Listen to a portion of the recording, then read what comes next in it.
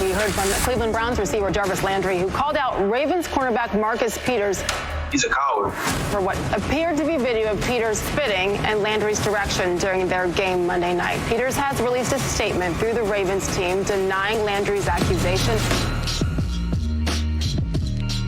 Sage Steele breaking it down on SportsCenter yesterday. This is sort of a wild story. Keyshawn, Jable, and Zubin were presented by Progressive Insurance. So here's the deal. Ravens-Browns Monday night. As you know, Marcus Peters of the Ravens appearing to spit at the Browns wide receiver Jarvis Landry when his back was turned. This would be Landry's back was turned Monday night. Jarvis Landry said he was unaware of the incident until after the game when he watched a replay of it. After he watched it, he was locked and loaded and went right after Peters. He's a coward. I think he knew that maybe behind my back he'd do things like that, but to my face he wouldn't. So, I take it for what it's worth. And, now I know. Everybody knows the type of player he is, the type of person he is, and just move on from there. I saw the video after the game, which, obviously losing the game, and then after the game seeing that, but again, like I said, man, it's cowardly. Do you guys have a history? We don't have a history, but, for some reason, he seemed to have it out for, myself and O and whatever his beef is. I don't know, but, that's what he wanted. He definitely got it. It's time for Straight Talk, brought to you by Straight Talk Wireless. Jay, weigh in here with what you think the discipline or punishment should be for Marcus Peters for that vile act. Look, I think he should be suspended for a game. I know he'll probably get fined for it. But I got to tell you, I don't know what COVID NFL protocols this broke, but this broke the manly protocol realm for me. Because this kind of stuff, Zubin, that makes me, and I'm always the guy to try to keep things classy and stay professional. I never try to perpetuate anger or violence. But with the scenario like that, I'm rolling up my sleeves. We're going to fight. If I see you, we are going to fight, especially knowing that you didn't have the moxie to spit at me, looking at me. You're going to do it behind my back. That is not only cowardly, that is every time I see you, we are going to have a problem. I'm going to need my teammates to hold me back from trying to attack your throat. And to only further that, if you go on Marlon Humphrey's IG Live that he posted after the game, then you have the audacity to talk about me and refer to me and OBJ as girlfriend? As girlfriend? Key, I'm trying to tell you, if you had heard the IG Live, Key, I know how I'm going to react. I can only imagine how you would react, Key. You would go a different level. You might go nuclear on him. Yeah, I can't. I saw the IG Live. Somebody sent it to me. I can't get caught up in words. Homegirl, excuse me, homegirl. Words don't really, that, whatever, all right? I've been called worse. So it's not, I'm not even tripping on that. The part that gets me is Marcus Peters is seen walking back after the play, and it appears that he was spitting in that direction. Now, once the NFL investigation comes down and they find that that was the case, then he should be taken off the field for the rest of the season. I don't, one game, the rest of the season, if that was the case.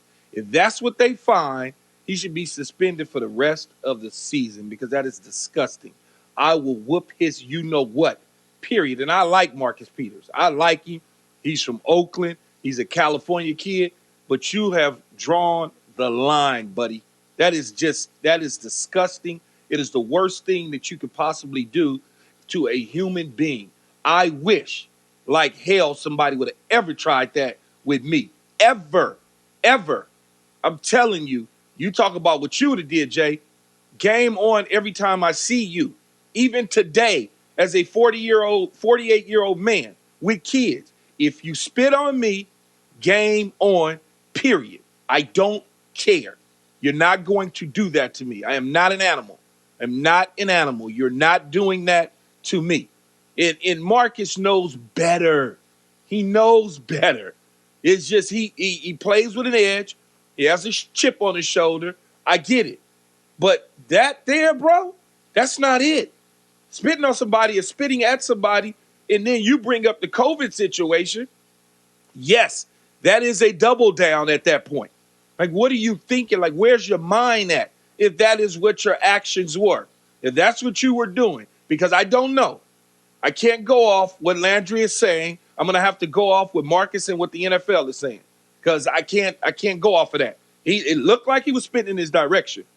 And I'm going to say it again. If that was the case, he's going to have to see me regardless. And if I'm Landry, I'm not just walking around acting like that's not a problem. You know, I just, the word part of it, the video, I don't care about that. But spitting at me and putting your hands on me, now you are taking it to a different level.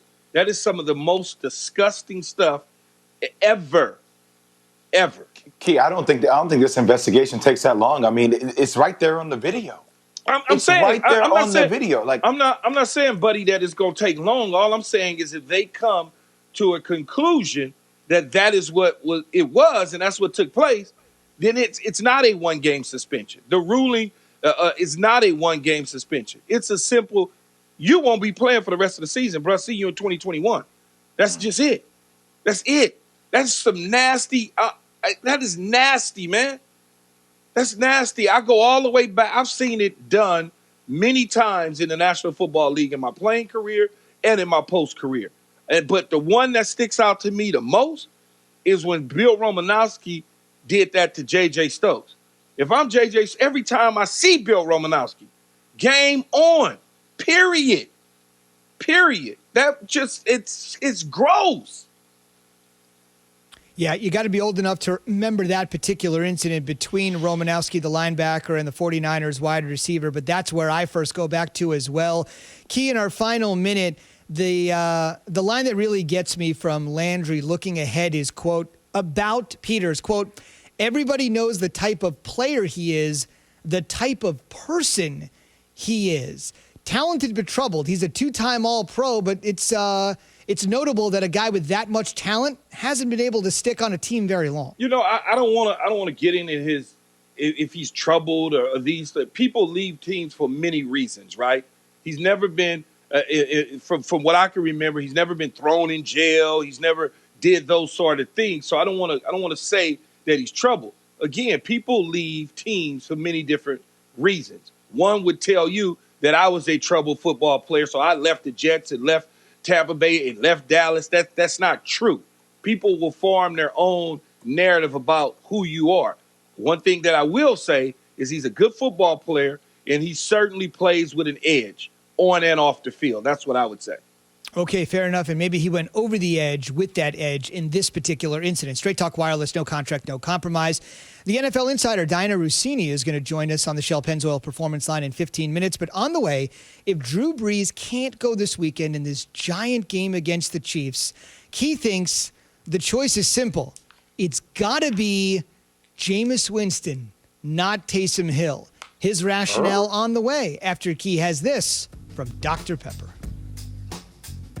The college football season is rolling along, and so is the latest season of your favorite Dr. Pepper Obsessed college football town. That's right, we're talking about Fansville. So brace yourself for all the on-field football drama and off-the-field Dr. Pepper flavor your eyes and taste buds can handle. Because even though you can't be at the stadium, Zubin, you can still dress, cheer, and drink Dr. Pepper like a true fan of Rutgers.